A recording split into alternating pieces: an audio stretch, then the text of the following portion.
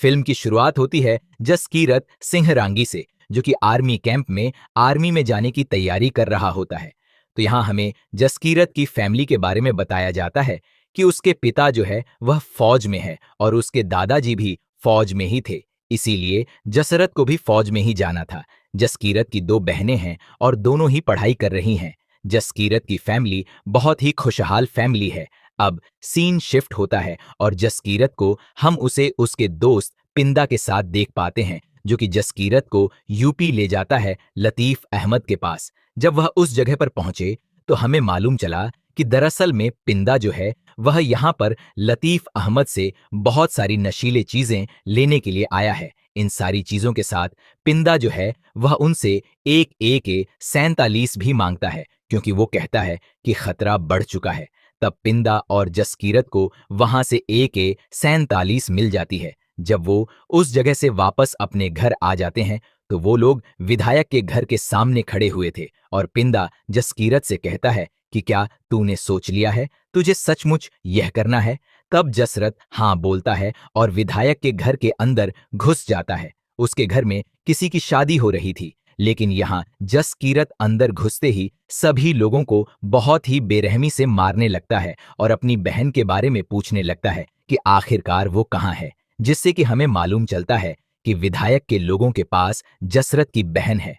विधायक के घर पर बहुत सारे लोग थे और सभी के पास हथियार भी थे, जिस वजह से जसकीरत जो है वह उन सभी लोगों को मार देता है और आखिर में जसकीरत को उसकी बहन हरलीन के बारे में भी मालूम चल जाता है। जब जसकीरत ने हरलीन को देखा तो वह उसे देखकर रोने लगता है। दरअसल में बात कुछ ऐसी है कि जसकीरत की फैमिली में उसके पिता और उसकी बड़ी बहन को मार दिया गया है। अब सीन शिफ्ट होता है और जसकीरत को कोर्ट में पेश किया जाता है और यहाँ पर हमें सारी कहानी सुनने को मिलती है। दरअसल में यह सारा मामला जो है वह जमीन का मामला था। जसकीरत के पिता और विधायक के बीच में जमीन को लेकर झगड़ा हो जाता है और फिर विधायक के लोग जसरत के पिता को बहुत ही बेरहमी से मारते हैं और उन्हें उन्हीं के खेत में पेड़ से लटका देते हैं। रही बात जसकीरत की बहन की, तो उन दोनों के साथ बलात्कार किया जाता है और उनमें से एक बहन को जान से भी मार दिया जाता है। और जब यह सारी बातें जसकीरत को मालूम चली तो वह आर्मी कैंप से वापस लौटा और वहां से वापस आने के बाद अब उसने ठान लिया था कि वह विधायक के लोगों को नहीं छोड़ेगा, क्योंकि उसकी बहन उन्हीं के कब्जे में थी। इसी वजह से जसीरत ने विधायक के 12 लोगों को जान से मार दिया था। लेकिन कानून यह कहता है कि जसकीरत ने जिस तरह से 12 लोगों को मारा है यह एक संगीन अपराध है। इसी वजह से उसे फांसी की सजा भी हो सकती है। अब जसकीरत अपनी फैमिली से एक आखिरी बार मिलता है। वह अपने दोस्त बिंदा से भी मिलता है। बिंदा और हरलीन जो है वह एक दूसरे से प्यार करते हैं, इसीलिए जसकीरत चाहता है कि दोनों शादी कर लें। अब आगे हम देखते हैं कि जसकीरत को जब एक जेल से दूसरे जेल में ट्रांसफर किया जा रहा था कि तभी अचानक से उनकी बहन पर अटैक हो जाता है और कुछ लोग जसरत को अपने साथ लेकर जाते हैं। शुरुआत में तो ऐसा लगा था कि यह शायद विधायक के लोग होंगे, लेकिन ऐसा नहीं था। यह अटैक दरअसल में भारत के सुरक्षा सलाहकार अजय सानियाल ने कराया था। यहीं पर हम सुशांत बंसल को भी देख पाते हैं और उन्होंने मिलकर ही जसकीरत को यहां पर लाए हैं। जसकीरत जब अजय सानियाल को देखता है तो वह हैरान रह चुका था, क्योंकि वह अजय सानियाल को बहुत अच्छे से जानता है और अजय सानियाल को जसकीरत के बारे में सब कुछ मालूम है कि वह आर्मी में जाना चाहता है। अजय सानियाल सर कहते हैं कि मुझे पता है कि तुम्हें फांसी की सजा हुई है, लेकिन मैं तुम्हारी फांसी रुक पा सकता हूं। लेकिन मैं फिर जो जिंदगी तुम्हें दूंगा वह फांसी से कम नहीं होगी, लेकिन तुम एक देशभक्त कहलाओगे। जसकृत कहता है कि मैं ऐसा क्यों करूं, क्योंकि मेरी जिंदगी जो है वह पूरी तरह से तबाह हो चुकी है और मेरी फैमिली की जिंदगी भी, और मैं उस देश के लिए कुछ भी क्यों करूं जिस देश ने मुझे पूरी तरह से बर्बाद कर दिया है। अजय सर कहते हैं कि तुम्हारे साथ जो कुछ भी हुआ वह बहुत ही ज्यादा बुरा हुआ है। कुछ लोगों की वजह से हम देश को बुरा नहीं बोल सकते हैं, और रही बात तुम्हारी, तो तुम देश के अभी भी काम आ सकते हो। रही बात तुम्हारी फैमिली की, तो तुम्हारी फैमिली को हर महीने कंपनसेशन मिलेगा, जिसमें 36 साल तक उन्हें 0 रुपये महीना मिलेगा। अजय सर उससे कह देते हैं कि मैं अभी भी तुमसे एक बात कहना चाहता हूं कि जो जिंदगी मैं तुम्हें देने वाला हूं वह फांसी से कम नहीं होगी, इसीलिए सोच समझकर फैसला करना। लेकिन यहां पर जसकीरत ने अपना मन बना लिया था। वो अजय सर का साथ देने के लिए तैयार है, जिसके बाद जसकीरत को एक नई पहचान मिलती है और उसे अफगानिस्तान से पाकिस्तान भेजा जाता है। और अब कहानी जो है वह प्रेजेंट में आ जाती है, जहां हम देखते हैं कि रहमान डकैत की मौत के बाद से अब हर कोई लैरी पर हुकूमत करना चाहता है, जिनमें सबसे पहला नाम अरशद पप्पू का था, क्योंकि अरशद पप्पू सिर्फ और सिर्फ रहमान डकैत से ही डरता था।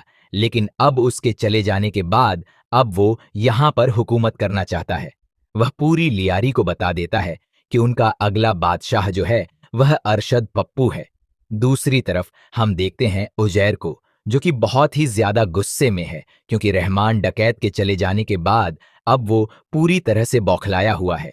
उसे मालूम है कि इन सारी चीजों के पीछे एसपी असलम का हाथ है और वह चाहता है कि किसी भी हालत में एसपी असलम को वो मार डाले। लेकिन यहां पर हमजा उसे बताता है कि यह काम एसपी असलम का नहीं है। यह काम एसपी असलम ने जरूर किया है, लेकिन इन सब के पीछे अरशद पप्पू का हाथ है। अगर तुझे अपना गुस्सा निकालना ही है तो अरशद पप्पू के ऊपर निकाल, क्योंकि लियारी का अगला बादशाह वही बनने वाला है। तो अब आगे हम देखते हैं कि हमजा और औजर की पूरी गैंग मिलकर अरशद पप्पू के ऊपर अटैक कर देती है। अरशद पप्पू के हर एक ठिकानों को पूरी तरह से खत्म कर दिया जाता है, उसकी दुकानों को जला दिया जाता है और उसके जितने भी लोग थे उन सभी को हमजा और उजैर के लोगों ने मार डाला था। और रही बात अरशद पप्पू की, तो अरशद पप्पू को उजैर ने सभी लोगों के सामने बहुत ही बुरी तरह से मारा था। उसकी गर्दन को निकाल लिया था और सभी को बताया कि उनका अगला बादशाह जो है वह उजैर है। लेकिन जिस तरह से उजैर यहां अरशद पप्पू के सर से फुटबॉल खेल रहा था, यहां पर हमजा ने उसकी वीडियो बना ली थी और उस वीडियो को हमजा ने सारे मंत्रियों के पास भेज दी है, जिस वजह से उनके ऊपर प्रेशर है कि वह उजैर को गिरफ्तार करें या तो फिर उसे मार डाले, क्योंकि अगर ऐसा ही चलता रहा तो उनके हाथों से सरकार छीन सकती है। यहीं पर हम एसपी असलम को भी देख पाते हैं। वह कहता है कि मीडिया का पूरा फोकस जो है वह अभी इसी मुद्दे पर है और हमें मुद्दे को भटकाना होगा। मीडिया को अगर हमने भटका दिया तो फिर हम आगे सारी चाल को खेल सकते हैं। वह कहता है कि हम कॉलेज के 4-5 बलोच को पकड़ेंगे और उन्हें जान से मारेंगे। जब मीडिया का ध्यान उन पर जाएगा फिर हम उज्जैर पर कार्रवाई करेंगे। वो चाहते हैं कि उजैर के खिलाफ एक वारंट निकले और उसे जेल हो जाए और फिर जेल में ही वो लोग उजैर को मरवा दें। लेकिन अरशद पप्पू को मारने के बाद भी उजैर जो है वह अभी भी शांत नहीं हुआ है। उसे तो अभी भी एसपी असलम का सर चाहिए। वह उसे किसी भी हालत में मारना चाहता है, लेकिन यहां पर हमजा उसे समझाता है कि तेरे खिलाफ वारंट निकला है और तुझे पकड़ने के लिए कोई छोटे मोटे पुलिस ऑफिसर्स नहीं आएंगे, बल्कि रेंटर्स आएंगे। तुझे घसीट कर यहां से लेकर जाएंगे या तो वह तुझे यहीं पर मार देंगे। इसलिए तुझे यहां से निकलना होगा, क्योंकि जान रहेगी तो हम बदला फिर ले सकेंगे। लेकिन यहां हमें मालूम चलता है कि हमजा और जमील भी आपस में मिले हुए हैं और वह उसे गिरफ्तार करवाना भी चाहते हैं। तो उजैर जो है वह दुबई जाने के लिए मान जाता है। दूसरी तरफ हम देखते हैं एसपी असलम को, जो कि कॉलेज के 4 बलोच को पकड़ता है और उन्हें बहुत ही बेरहमी से मारता है। आगे हम देखते हैं कि उजैर जो है वह कराची से सही सलामत दुबई तो पहुंच चुका था, लेकिन दुबई लैंड होते ही वहां उसे अरेस्ट कर लिया जाता है दुबई पुलिस के द्वारा। तौर के अरेस्ट हो जाने के बाद अब लेरी में ऐसा कोई भी इंसान नहीं बचा था जो कि वहां का बादशाह बन सके। लेकिन एक इंसान है और वो है हमजा। हमजा जमील से कहता है कि जिस पार्टी के आप हो ना, पीएपी पार्टी, अब वो डूबने वाली है और अब हम एमएमपी को सपोर्ट करेंगे। इसका मतलब है मुस्लिम मूवमेंट पार्टी को। और सिर्फ मैं सपोर्ट नहीं करूंगा बल्कि आप भी करेंगे, क्योंकि अगर आपको पावर में रहना है तो आपको एमएमपी को सपोर्ट करना ही पड़ेगा। जमील उनकी बात मान लेता है और एमएमपी को सपोर्ट करने लगता है, क्योंकि पाकिस्तान पर वही इंसान राज कर सकता है जिसका कराची पर कब्जा हो और पूरे कराची को लिया ही चलाता है। तो इलेक्शन नजदीक थे और एमएमपी पार्टी बहुत मजबूत पार्टी बन चुकी थी, जिस वजह से यह इलेक्शन जो है वह एमएमपी पार्टी जीतती है और इसका क्रेडिट जो है वह हमजा और जमील को मिलता है, जिस वजह से अब वह और भी ज्यादा पावरफुल बन चुके थे।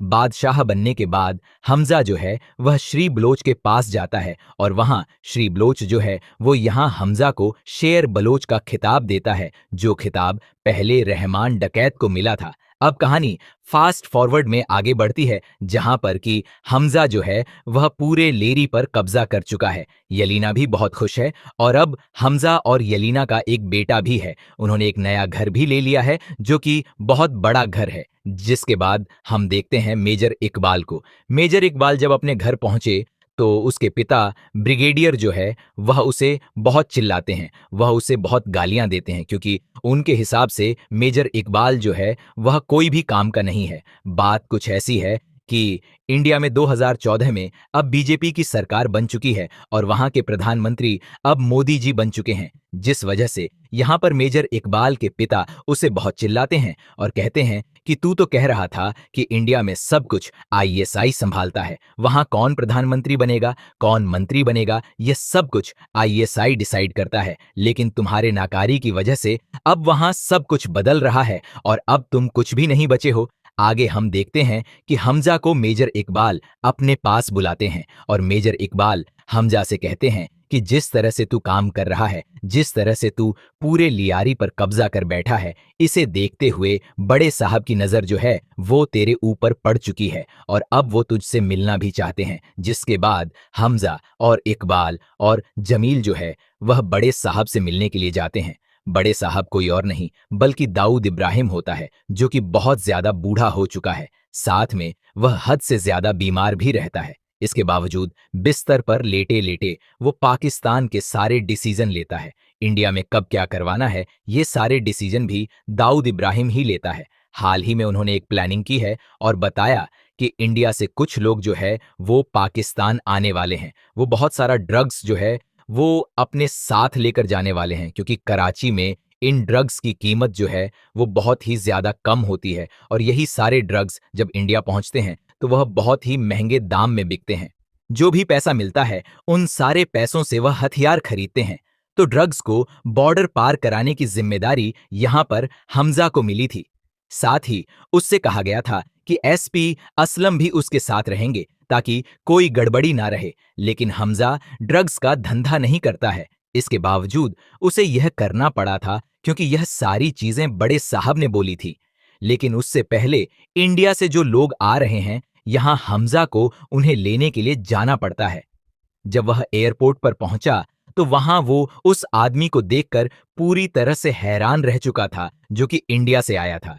इंडिया से तो वैसे 3 लोग आए हुए थे, लेकिन उनमें से एक बंदा जो है वह हमजा का बचपन का दोस्त पिंदा होता है। हमजा पिंदा को देखकर पूरी तरह से हैरान रह चुका था, क्योंकि अगर पिंदा ने उसे पहचान लिया तो सब कुछ बर्बाद हो सकता है। हमजा डर डर कर उससे मिलता है, लेकिन पिंदा ने उसे नहीं पहचाना था। हमजा के दिमाग में बहुत सारी बातें चल रही थीं कि अगर मैंने पिंदा को पहचान लिया तो इसने मुझे कैसे नहीं पहचाना। इसके बावजूद वह उसके साथ रहा और फिर वह ड्रग्स की डील करने के लिए जाते हैं। इकबाल इन सभी लोगों को जहूर मिस्त्री के पास ले जाते हैं और यह वही बंदा है जिसने कांधानदार हाईजैक में उस प्लेन को हाईजैक किया था और यह वही बंदा है जो कि कह रहा था कि हिंदू बहुत ही डरपोक किस्म की कौम होती है। अगर हमारा कुछ उखाड़ सको तो हम पड़ोस में ही रहते हैं, आ जाना और उखाड़ लेना। यहां हमें मालूम चलता है कि जहूर मिस्त्री ही ड्रग्स के सारे धंधे को संभालता है और बहुत सारी मात्रा में इंडिया भेजता है। हमजा यहां जहूर मिस्त्री को बहुत ही गौर से देख रहा होता है। जब डील फाइनल हो जाती है तो हमजा बिंदा और उसके दोनों साथियों को अपने घर ले आता है, क्योंकि वहां पर एक छोटी सी पार्टी हो रही थी। पार्टी में एसपी असलम भी मौजूद थे और सभी लोग बहुत खुश थे और साथ ही ड्रग्स को बॉर्डर कैसे पार कराना है यह सारी बातें भी हो रही थी। तब हम देखते हैं कि पिंदा जो है वह बहुत ज्यादा नशे में था और हमजा उसे वॉशरूम तक लेकर जाता है। लेकिन जब वह लोग वॉशरूम गए तो पिंदा ने यहां पर हमजा को पहचान लिया था। वो कहता है कि कितने सालों से यहां पर है, घर की याद नहीं आती तुझे जजस्वी? इतना सुनते ही हमजा हैरान रह चुका था और अब वो अपनी मां के बारे में पूछता है और घर वालों के बारे में। यहाँ पर पिंदा बताता है कि माँ बिल्कुल ठीक है, मैंने तेरी बहन से शादी कर ली है और मेरे 2 बच्चे भी हैं। हमजा यहाँ पिंदा से कहता है कि तू आतंकवादी बन चुका है, तू तो ऐसा बिल्कुल भी नहीं था।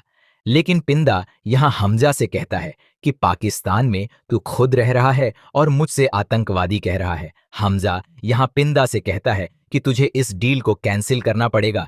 अगर तूने इस डील को कैंसिल नहीं की तो यह सारा माल इंडिया चला जाएगा और वहां बहुत ही बुरा हाल हो जाएगा। लेकिन पिंदा उसकी बात नहीं मानता है। यहाँ उनके बीच में झगड़ा होता है। पिंदा यहाँ बहुत ज्यादा नशे में था, जिस वजह से वह हमजा के ऊपर अटैक कर देता है। लेकिन उनकी इस हाथापाई में पिंदा जो है वह मारा जाता है और हमजा ने उसे मारने की बिल्कुल कोशिश नहीं की थी, बल्कि वो तो एक हादसे के रूप में मारा गया। लेकिन जब वह मारा गया ना, तो हमजा की सुट्टी पुट्टी गोल हो जाती है, क्योंकि उसे समझ नहीं आ रहा था कि अब वह बाहर कैसे जाए।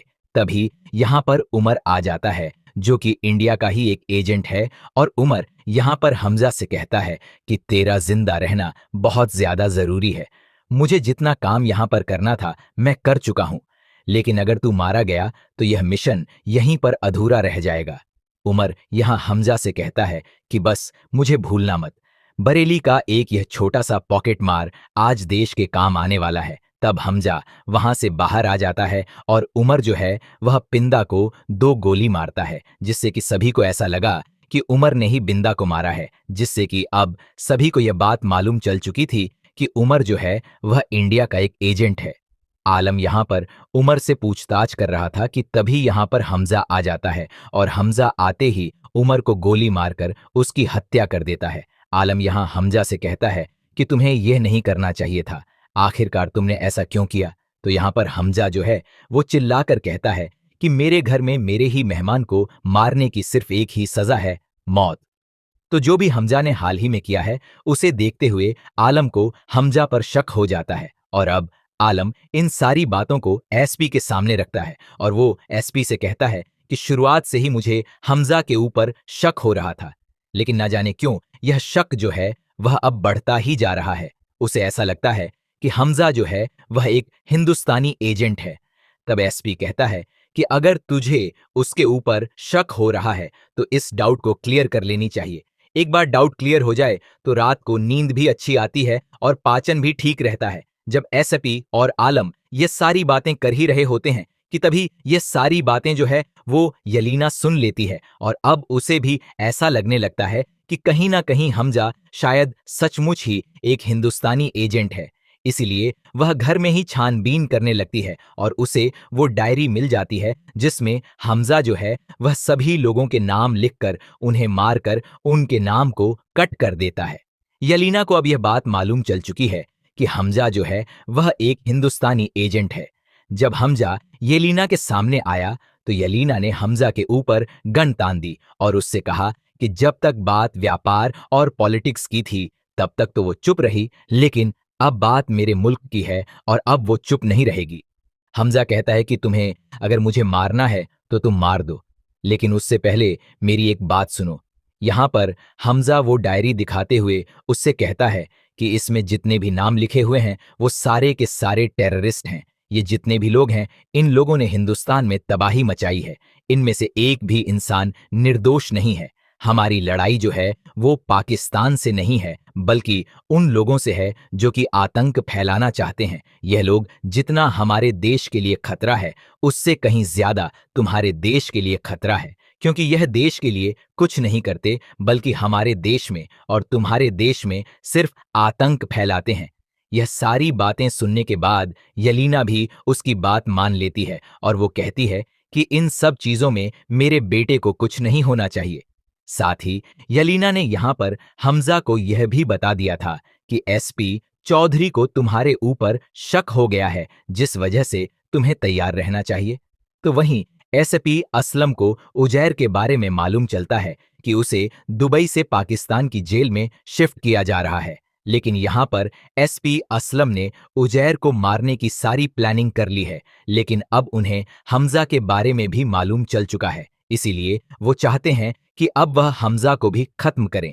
हमजा यहाँ एसपी असलम के पास कॉल करता है और उन्हें बताता है कि जिस रूट से आप उजैर के ऊपर अटैक करने वाले हैं उस रूट से आप मत जाइए, बल्कि आप दूसरे रूट से जाइए।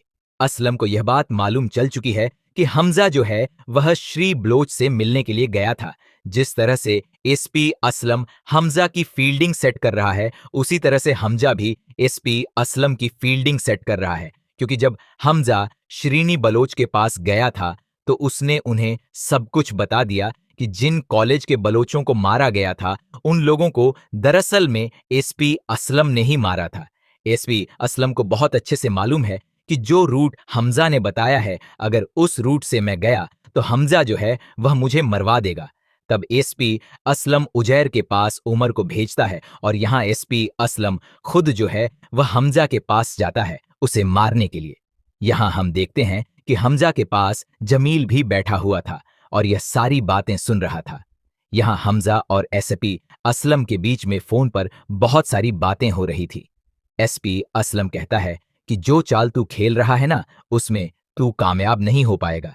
एसपी असलम को यहां पर लग रहा था कि खतरा जो है वह उमर के ऊपर है, जबकि ऐसा नहीं है, क्योंकि असली खतरा तो एसपी असलम के ऊपर है और एसपी असलम को ही ये सारा प्लान किया गया था ना कि उजैर को मारने का। अचानक से एक कार जो है वह एसपी असलम की कार से टकराती है और यहां पर एक बहुत बड़ा ब्लास्ट होता है और इस ब्लास्ट में एसपी असलम जो है वो मारा जाता है और एसपी असलम की कहानी यहीं पर समाप्त होती है। आगे हम देखते हैं कि उमर ने उजैर को मार तो नहीं पाया, लेकिन उजैर को जेल हो जाती है और उसे आजीवन कारावास की सजा मिली थी। यहाँ पर उजैर से मिलने के लिए हमजा जाता है और कहता है कि तुझे किसी भी चीज की जरूरत पड़े तो मुझे बताना। अब धीरे धीरे करके हमजा के सारे रास्ते जो है वह क्लियर होते जा रहे थे। एसपी असलम की मौत के बाद से गवर्नमेंट गुस्से में तो है, लेकिन उन्हें यह बात नहीं पता है कि एसपी असलम को मारा किसने है। जिसके बाद हम देखते हैं कि हमजा जो है वह दुबई जाने के लिए रेडी हो जाता है। जब वो दुबई पहुंचा तो वहां उसकी मुलाकात होती है अजय सानियाल और सुशांत बंसल से। हमजा यहां उन्हें सारी ब्रीफिंग दे देता है। वह कहता है कि 5 लाख और 000 के नोटों को बनाने वाली मशीन जो है वह पाकिस्तान में है और 11,000 करोड़ रुपए जो है वह नेपाल के रास्ते से इंडिया पहुंच चुका है। इसके बारे में अजय सानियाल को नहीं पता था, लेकिन हाल ही में सुशांत बंसल ने उन्हें बताया कि सारा पैसा जो है वह उत्तर प्रदेश पहुंच चुका है। हमजा कहता है कि इन पैसों के द्वारा वह किसी भी सही इंसान को उत्तर प्रदेश की गद्दी पर तो नहीं बैठने देंगे। हमजा कहता है कि 11,000 करोड़ की तो सिर्फ शुरुआत थी, अभी 60 करोड़ और बाकी है जो कि इसी रास्ते से इंडिया में पहुंचेगा। अजय सानियाल कहते हैं कि तुम अपना काम बहुत अच्छे से कर रहे हो, अब हम तुम्हें फ्री हैंड देना चाहते हैं। तुम्हें पाकिस्तान में जो कुछ भी करना है तुम वो करो, जितना लोगों को मारना है तुम उतने लोगों को मारो। जिसके बाद हमजा जो है वो वापस पाकिस्तान आ जाता है और लेरी पर फिर से राज करने लगता है। यहाँ पर वो अपना काम स्टार्ट कर देता है और तभी एक न्यूज सामने आती है और पता चलता है कि इंडिया में 8 नवंबर 2016 से 1000 और 500 के नोट जो है वो बंद कर दिए गए हैं। और ये न्यूज जब पाकिस्तान को पता चली तो वो तिलमिला उठता है, क्योंकि पाकिस्तान हिंदुस्तान में आतंक फैलाने की फंडिंग देता है और अब ये फंडिंग रुक जाएगी और जो उनके पास मशीन है अब वो मशीन भी कोई भी काम की नहीं रहेगी। ये पैसे की मशीन जो है वह खनानी ब्रदर्स की है और उसके पास 600 करोड़ रुपए का अभी भी स्टॉक बाकी है और अब वह इसे कैसे ठिकाने लगाएगा, इसीलिए वह इकबाल के पास कॉल करता है। लेकिन मेजर इकबाल जो है वह उसकी कोई भी मदद नहीं कर पाता है। लेकिन अगर खनानी की किसी ने भी मदद नहीं की तो वह तो पूरी तरह से बर्बाद हो जाएगा। इसीलिए खनानी हमजा के पास कॉल करता है और उससे कहता है कि इन सारे पैसों को ठिकाने तो लगाना ही होगा, इन्हें किसी भी हालत में इंडिया पहुंचाना होगा। तब हमजा कहता है कि आप कहां कहां पर हो। खनानी कहता है कि वो उसकी फैक्ट्री में मौजूद है। हमजा को जब ये बात मालूम चली कि खनानी जो है वह फैक्ट्री में मौजूद है और वह बिल्कुल अकेला है, तो वह वहां जाता है और वहां जाकर वो खनानी को बहुत ही गंदी मौत देता है और सारा पैसा भी जला देता है। तो अब हमजा को फ्री हैंड मिलते ही यहां वो अपना काम स्टार्ट कर देता है। जितने लोगों ने भी हिंदुस्तान में तबाही मचाई है, जितने भी मुजाहिदीन हैं, जितने भी आतंकवादी हैं उन सभी लोगों को यहाँ पर हमजा जो है वह बुरी तरह से मारने लगता है। पाकिस्तान में ये काम कौन कर रहा है? पाकिस्तान के आवाम को यह बात नहीं पता है, सिर्फ और सिर्फ लोग मर रहे थे। तो वहीं उमर को हमजा के ऊपर शक हो रहा था, लेकिन हमजा तो तब भी नहीं मानता। वो अभी भी बहुत सारे लोगों को मारता है और आखिर में हमजा जो है वह जहूर मिस्त्री तक पहुंच जाता है। हमजा इस इंसान को आसान मौत नहीं देगा, वह इसे तड़पा तड़पा कर मारना चाहता है, क्योंकि यह वही इंसान है जिसने कांधार हाईजैक में अजय सान्याल से कहा था कि हिंदू बहुत ही डरपोक कौम है और अगर हमारा कुछ उखाड़ सको तो हम पड़ोस में ही रहते हैं। जबकि अजय सान्याल ने सारे लोगों से कहा था कि उन्हें कुछ भी नहीं होगा, इंडियन सरकार उन्हें आसानी से यहां से निकाल लेगी। अजय सान्याल ने यहां पर भारत माता की जय करने को कहा था, लेकिन किसी के मुंह से डर के कारण आवाज भी नहीं निकली थी।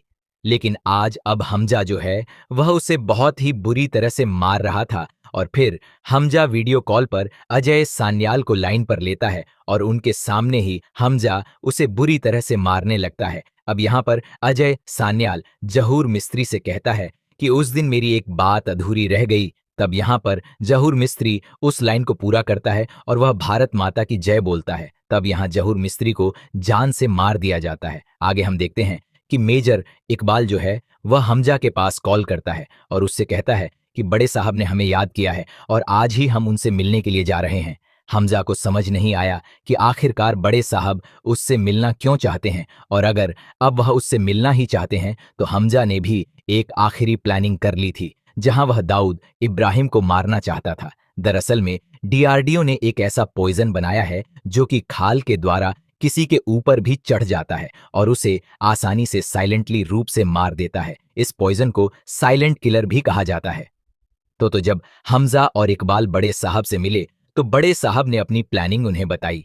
बड़े साहब कहते हैं कि हमारे हाथ से सब कुछ निकलता जा रहा है, इसीलिए अब कुछ बड़ा करने की बारी है। वो कहते हैं कि लश्कर ताइवा से मुझे 40 से 50 लोग ऐसे चाहिए जो कि हिंदुस्तान में तबाही मचा सकते हैं, क्योंकि जब 4 से 5 लोग इतनी तबाही मचा सकते हैं तो सोचो 40 से 50 लोग कितनी तबाही मचाएंगे। और इन सभी लोगों को हथियार देने का काम जो है वो हमजा को मिला था। यहाँ पर हमजा हाथ मिलाकर बड़े साहब को मारना चाहता था, लेकिन वो इस काम में नाकाम रहा। जिसके बाद हमजा जो है वो यलीना से मिलता है। यलीना से वो कहता है कि कल मैं बहुत बड़ा करने वाला हूं, शायद कल के बाद से हम कभी ना मिल पाए। इसीलिए हमजा उसे कहता है कि तुम्हें देश छोड़ना होगा, और यहाँ पर हमजा ने उसकी टिकट्स भी कर दी थी। तो वह मेजर इकबाल जो है वह लश्कर ताइवा के लोगों से मिलता है, उन लोगों से बात करता है और उन्हें सारा मिशन समझा देता है कि उन्हें इंडिया में जाकर क्या क्या करना है। और वो यहाँ पर 40 से 50 लोगों को सिलेक्ट करता है और उनसे कहता है कि पूरे हिंदुस्तान को इस बार हमें भूंज कर रखना है। जब हमजा घर से निकला कि तभी हमजा के घर पर उमर आ जाता है और उमर यलीना के बेटे के माथे पर गन रखकर पूछता है कि क्या हमजा जो है वो हिंदुस्तानी एजेंट है, जिस पर कि यलीना कुछ नहीं कह पाई। लेकिन उमर समझ गया था, जिस वजह से उमर जो है वो यह सारी बातें अब इकबाल को बताना चाहता है। इकबाल को यह बात मालूम चल जाती है कि हमजा जो है वह एक हिंदुस्तानी एजेंट है और मेजर इकबाल के पिता, जो कि मेजर इकबाल को गालियां दिया करते थे, वह हाल ही में यही काम कर रहे थे। तब मेजर इकबाल उन्हें बहुत ही गंदी मौत मारता है और कहता है कि तेरे किस्से तो अम्मी मुझे बहुत पहले बता चुकी थी, तू एक नंबर का भगोड़ा है। अगले दिन हम देखते हैं कि हमजा जो है वह सारे हथियार लेकर मेजर इकबाल के पास पहुंचता है, क्योंकि यह सारे लश्कर ताइवा को यह सारे हथियार देने थे। लेकिन अब मेजर इकबाल को बहुत अच्छे से पता है कि हमजा जो है वह एक हिंदुस्तानी एजेंट है। इसी वजह से उसने सारी प्लानिंग भी कर रखी है कि हमजा को मारना कैसे है।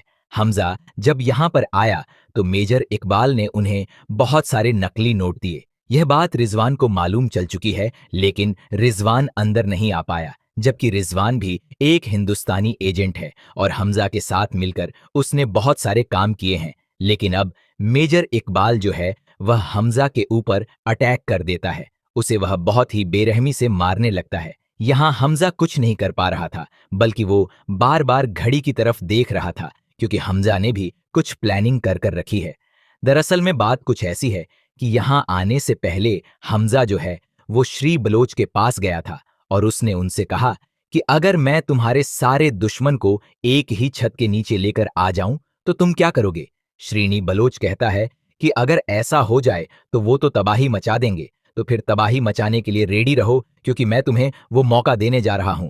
तो यहाँ इकबाल हमजा को मार तो रहा था, तभी हमजा कहता है कि अगर तुम्हारे पटाखे खत्म हो गए हो तो मैं धमाके शुरू करूं। और तभी यहाँ पर एक ऐसा धमाका होता है जिसमें उनकी सारी की सारी बिल्डिंग जो है वो तबाह हो जाती है।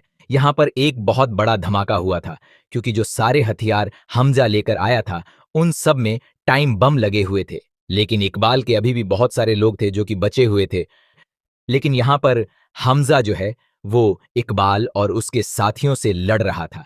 उनके बीच में जबरदस्त फाइट होती है, दोनों ही एक दूसरे के ऊपर हावी हो रहे थे कि तभी यहां से इकबाल जो है वह भाग निकलता है। तो वो हमजा भी इकबाल की सारी टुकड़ियों से लड़ाई करने लगता है, जहां बलोच आर्मी जो है वो उसका साथ दे रही थी। अब हमजा को मालूम चल जाता है कि इकबाल किस तरफ भागा है।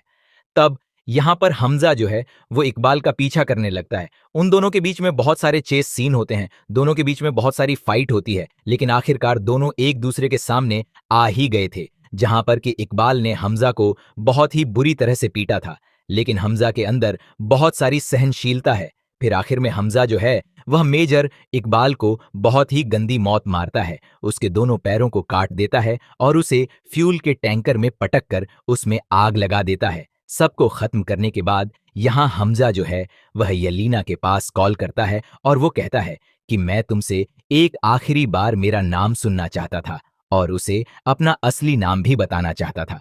वो अपना असली नाम जसकीरत उसे बताता है और आखिर में पाकिस्तानी आर्मी हमजा को पकड़ लेती है और वह उसे बहुत बुरी तरह से मारने लगते हैं, लेकिन फिर भी हमजा उनसे कुछ भी नहीं बोल रहा था। लेकिन जब यह बात साजिया सानियाल को मालूम चली तो वह आईएसआई के हेड हसन के पास कॉल करता है और उससे कहता है कि अगर अभी के अभी तुम लोगों ने उस बंदे को नहीं छोड़ा तो वह पूरे पाकिस्तान को उड़ा देंगे। लेकिन हसन कहता है कि अब तो तुम्हारी बारी है बदनाम होने की। तवज्जा सानियाल कहते हैं कि एक फोटो और एक वीडियो भेजी है, उसे देखना जरा। उस वीडियो को देखने के बाद पता चलता है कि हसन जो है वह पाकिस्तान की डील कर रहा था इजराइल से, वो भी बहुत सारी मिसाइल की, और पाकिस्तान को इसकी भनक तक नहीं थी। लेकिन अब ये वीडियो जो है वो हसन तक पहुंच चुकी है, और तो और इजराइल के लोगों ने ये वीडियो जो है वह हिंदुस्तान को दे दी थी। अजय सानियाल हसन से कहता है कि तू कोई डील अगर इजराइल के साथ करता है और इजराइल हमें ना बताए, ऐसा हो ही नहीं सकता। अब अच्छा यही होगा कि उस बंदे को सही सलामत छोड़, हम यहां से प्राइवेट जेट भेज रहे हैं। अगर कुछ भी गलती की तो पाकिस्तान आवाम खुद तुझे कुत्ते की मौत मारेगी। तब हसन अजय सानियाल सर की बताई हुई जगह पर हमजा को छोड़कर आता है और फिर वहां से लेने के लिए जमील आता है। और यहां हमें एक बहुत बड़ी बात मालूम चलती है कि जमील जो है ना वो 45 साल से पाकिस्तान में एजेंट बना घूम रहा है। मालूम चलता है कि वह एक हिंदुस्तानी एजेंट है और 45 साल पहले उसे चुनावी सियासत में भेजा गया था। अब जाते जाते हमजा जमील से कहता है कि सिर्फ एक चीज का अफसोस रहेगा, और वह यह कि वह दाऊद को नहीं मार पाया। यह बात सुनते ही जमील उसे एक फोटो बताता है और हमें पता चलता है कि दाऊद जिस तरह से अभी अपाहिज बना घूम रहा है ना, उसकी हालत के पीछे का जिम्मेदार जो है वो जमील ही है, क्योंकि डीआरडीओ का वो साइलेंट किलर पॉइजन जो है वो जमील ने उसे पहले ही दे दिया था। इसी वजह से दाऊद अपाहिज हो गया है।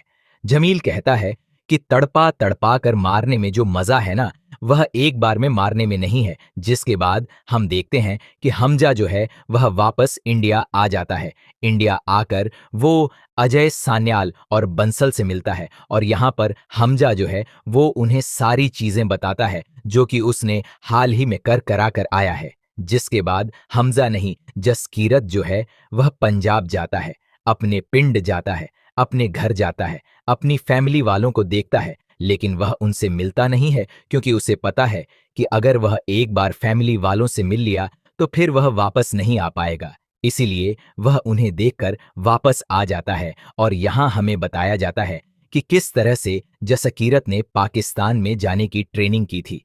2 साल तक वो बंसल के अंडर में ट्रेनिंग करता रहा और बहुत ज्यादा मजबूत होता रहा। यहाँ सारे सोल्जर्स को एक बड़ी बात हमेशा सिखाई जाती है और वो यह है कि बलिदान परमो धर्मा। तो दोस्तों, ये थी धुरंधर 2 की पूरी कहानी। एक ऐसी कहानी जो सिर्फ एंटरटेन नहीं करती बल्कि हमें याद दिलाती है कि देश के लिए लड़ाई सिर्फ बॉर्डर पर ही नहीं होती, बल्कि कई जंगें चुपचाप अंधेरे में लड़ी जाती है। कभी नाम नहीं मिलता, कभी पहचान नहीं मिलती, लेकिन फिर भी कुछ लोग हर बार अपने देश को खुद से पहले रखते हैं और शायद इसी को कहते हैं असली देशभक्ति। दोस्तों, अगर आपको ये मूवी एक्सप्लेनेशन पसंद आया हो तो वीडियो को लाइक करें और चैनल को जरूर सब्सक्राइब करें। मिलते हैं अगली वीडियो में।